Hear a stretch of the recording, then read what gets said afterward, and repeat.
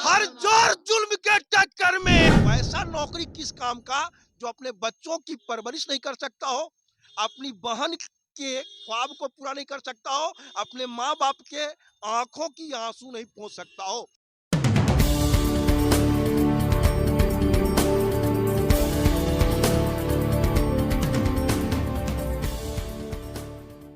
नमस्कार, मैं सोनम सिंह और अभी आप देख रहे हैं पटना दर्शन न्यूज। जैसा कि जान रहे हैं, गर्दनी बाग के पास हड़ताल के लिए जो जगह दी गई है, आज यहाँ बहुत सारे लोग हड़ताल पे हैं। तो सबसे पहले इस एज में आप लोग कैसे भी रह सकते हैं, इस एज में इतना हड़ताल करना, वो भी दिव्यांग बच्चों के लिए, स्पेशल चाइल्ड के लिए ये हड़ताल है।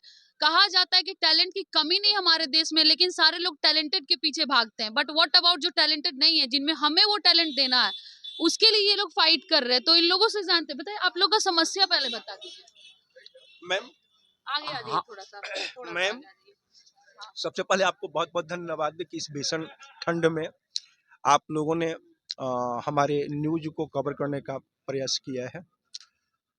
ये बता दें कि हम लोग विशेष शिक्षक हैं। बिहार शिक्षा परियोजना के अंतर्गत सन 2006 से कार्यरत हैं। समाज जिन बच्चों को उनके माता पिता या उनके आज जो ताली जो बजाते हैं मतलब सरकार, उनको बोझ समझती थी। जो उनके लिए शब्द जो था वो इतने घृणास्पद थे, लोग यही कहते थे, जो आज के डेट में बंद, मतलब ये इस शब्द पर बंद है कि ये कान्हा, लूला, लंगड़ा या ऐसे क्या करेंगे। आज मोदी जी ने इनके लिए एक शब्द दिव्यांग शब्द रखा, जो काफी सम्मानित शब्द है।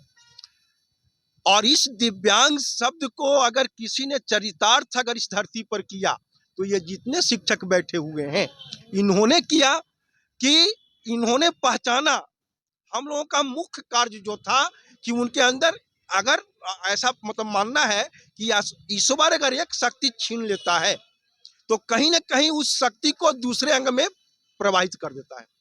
आप अभी सरकार से क्या मांग रख रहे हैं इतनी ठंड में? ये हड़ताल का रीजन? सरकार से हमारा मांग यही है कि आपने जो विशेष शिक्षक का पद सृजित किया है, 7200 कुछ पद आपने निकाला, हम लोग 900 या 1000 के आसपास मात्र हैं। सबसे पहले उस पद पर हम लोगों का सामंजन कर दीजिए, बाकी शेष पदों पर वैकेंसी निकाल दीजिए।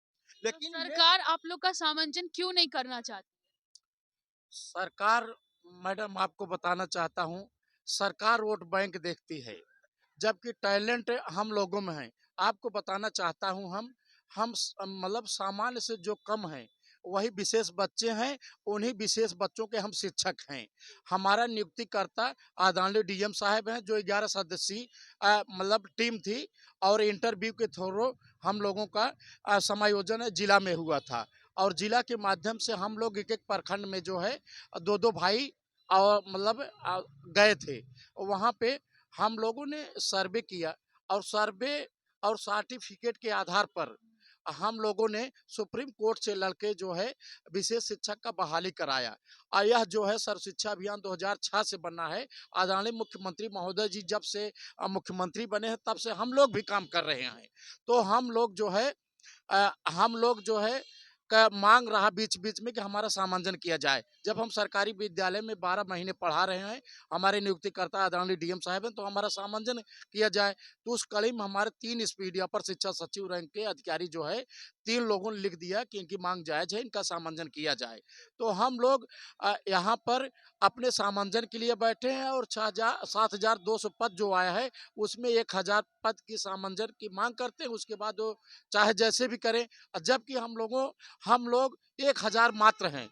और उसी कड़ी में जब उधर देखता हूँ, जिधर मतलब जो नियोजित शिक्षक हैं उनको आपने विभागीय मतलब विभाग के अपने विभाग की तरफ से उनको जो है राज्यकर्मी का दर्जा भी दिया, और जो हाई स्कूल इंटर थे, अनट्रेंड थे, उनको सवैतनिक ट्रेनिंग भी कराया। आप लोग कब से ये हड़ताल कर रहे हैं? मैम, हम लोग 21 नवंबर से लगातार हड़ताल पर हैं। हमें खुद समझ में नहीं आ रहा, हम एक एक अहर्ता को उनका जो भी पैमाना होगा, डीएड, बीएड प्रशिक्षित। और मैम आप लोगों को एक चीज और बता दूं कि जिस प्रकार हम लोगों का एक रजिस्ट्रेशन होता है RCI, rehabilitation council of India, भारतीय पुनर्वास परिषद, हम लोगों को 5 साल के लिए मात्र वो पंजीकृत किया जाता है। 5 साल के बाद पुनः हम लोगों को 7 दिन का कम से कम विशेष प्रशिक्षण प्राप्त करना होता है, तब हम उसके पुनः एलिजिबल 5 साल के अगले 5 साल के लिए मत होते हैं।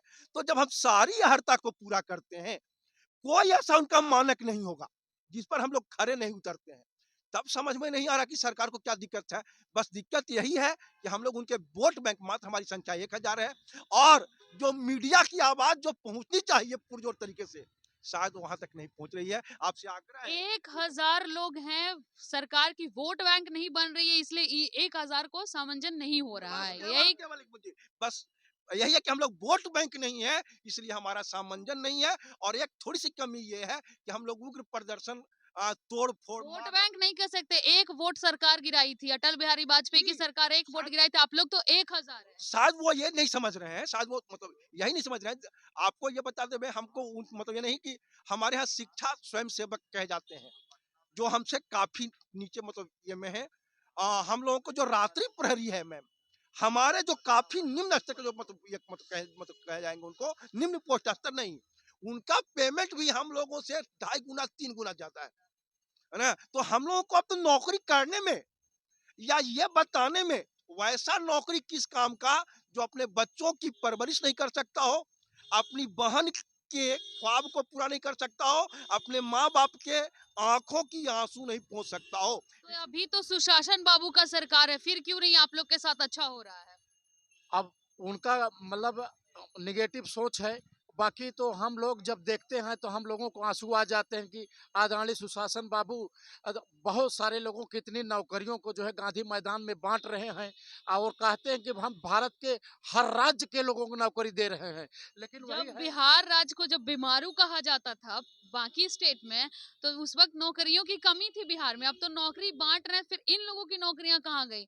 मैं सरकार से ये उम्मीद करती हूँ कि इनकी बात सुनी जाए और उस पर अमल भी किया जाए। इसी के साथ अब मैं आपसे विदा लेती हूँ with camera person Shivanand Pandey.